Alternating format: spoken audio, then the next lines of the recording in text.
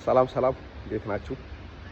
የስራ ዘመን አስገራሚ ገጠመኞችን ባለፈው እንዳጫወትኳችሁ አንድ ደግሞ ለዛሬ ረጅም ዓመታት ይሆናል ከሀራምቤ ሆቴል ወደ ጊዮን በሚወስደው መንገድ በጋንዲ ሆስፒታል ፊት ለፊት አካባቢ የተደራጁ የኪስ ሌቦች እንግዲህ የኪስ ሌቦች በተናጠል አይደለም የኪስ የሚሰሩት።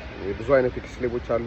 ባስ ውስጥ የሚሰሩ አለ፣ ታክሲ ውስጥ የሚሰሩ አሉ፣ መንገድ ላይ የሚሰሩ አሉ፣ ግጭት ጥምጥም ምናምን የሚባሉ የተለያዩ አይነት የኪስ ሌቦች አሉ።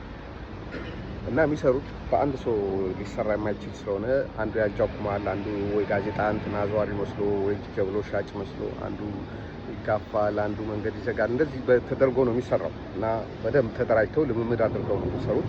ልምምድ የሚያደርጉት ደግሞ እስር ቤት ውስጥ ነው። የኪስ ሌቦች ይሁኑ ጨቦ የሃንግ የሚሰሩ ይሁኑ ሌሎች ሲገናኙ በአንድ አይነት ፊልድ ያሉ ሰዎች ይመካከራሉ። እዛ እስር ቤት ውስጥ ሙሉ ቀን ውስጥ ታስረው ስለሚውሉ ሁለት ወክ የሚያደርጉ ሶስት ወክ የሚያደርጉ መስሎ ትሬኒንግ ያደርጋሉ። ስለዚህ ያን መቆጣጠርም ያስቸግራል። ምክንያቱም በር ተዘግቶ ወይ መስኮቱ ክፍት ሆኖ ስለሆነ ፖሊሶች የሚጠብቋቸው ያን መከታተል ያስቸግራል።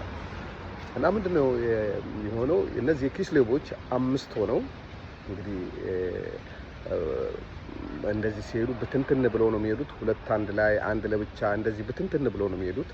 የሆነ ሰው አይናቸው ውስጥ ታርጌታቸው ውስጥ ከገባ መሀል ያደርጉታል። እሱን መሀል ያደርጉታል። በርቀት ነው የሚከተሉት። አሳቻ ቦታ ሰው የሌለበት ለዛ የሆነ ለመጣበስ የሚያመች ቦታ እስኪደርስ ድረስ ዝም ብለው ነው የሚከተሉት መንገደኛ መስለው።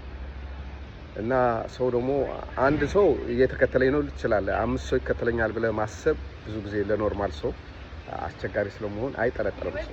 እና ሰውየው የኮሜርስ አስተማሪ ነው እና ኪስ ውስጥ ደህና ብር ይዟል። ሌቦች ደግሞ ኪሳቸው ውስጥ ብር ያዙ፣ ወረቀት ያዙ፣ ምን ያዙ በደንብ ያውቃሉ። የብር ቅርጽ ያውቃሉ። ቦርሳቸው ውስጥ ብር ይኑር አይኑር በቃ ሙያቸው ነው፣ የዘወትር ስራቸው ስለሆነ ያውቁታል። ይህን ሰውዬ በቃ ተከትለውታል። የተከተሉት ከየት እንደሆነ ባይታወቅም ግን ከዚህ ከሀራምቤ ጀምሮ ወደ ጊዮን በሚወስደው መንገድ ላይ በደንብ ነው የተከተሉት። በደንብ ተከተሉት። የሆነ ቦታ ላይ አንዱ አልፎ ሄዶ በማዶ ተሻግሮ ተመልሶ መጥቶ ተጋጨው።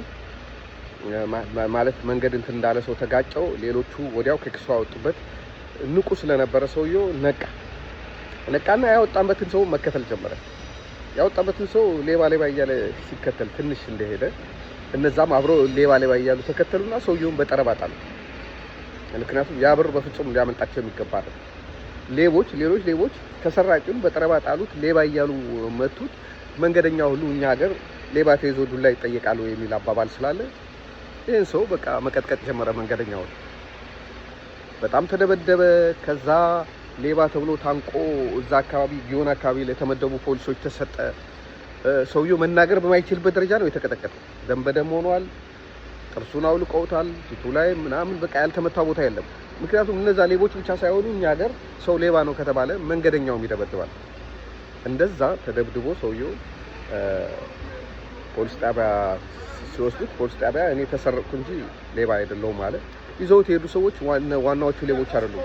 መንገድ ላይ ጀብደኛ ሰዎች አሉ አይደል? የሆነ ጀብደኝነት የሚያጠቃቸው የሆነ ምንም ባልነበሩበት ነገር ላይ አሉ የሚሉ እንደዛ አይነት ጀብደኛ ሰዎች ናቸው አንቆ የወሰዱት እንጂ ሌቦቹም ፖሊሶች ስለሚያውቋቸው ፖሊስ ጣቢያ ድረስ አልሄዱም። በኋላ ሲታይ እንትን ብሏል። ኦኬ መርማሪው ይሄን ሰውዬ ሐኪም ቤት መሄድ አለበት በጣም ተጎድቷል አለ። ዘውዲቱ ሆስፒታል ወሰዱት ሕክምና። እንደውም ይተኛሉ ሐኪሞቹ። ተኛና ታከመ። ከዛ በኋላ ሌቦቹ እነማን እንደሆኑ እኛ ፖሊስ ጣቢያ ውስጥ ሁሉ ጊዜ ሌባ ሲመጣ ፎቶ ተነስቶ ይቀመጣል። በዛን ጊዜ አሁን ምናልባት ከዛም ያለፈ ነገር ይኖር ይሆናል።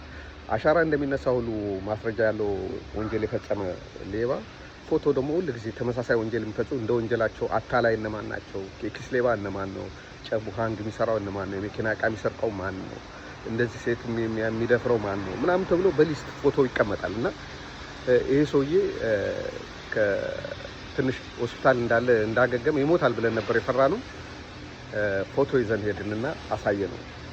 ፎቶ ስናሳየው አንድ ሁለቱን ለያቸው፣ ፊት ለፊት ያያቸው አንድ ሁለቱን አንዱ ቴክሲ ያወጣ ይሄ ነው ሲል እኛ የምናውቃቸው ሌቦች ናቸው ሌቦች።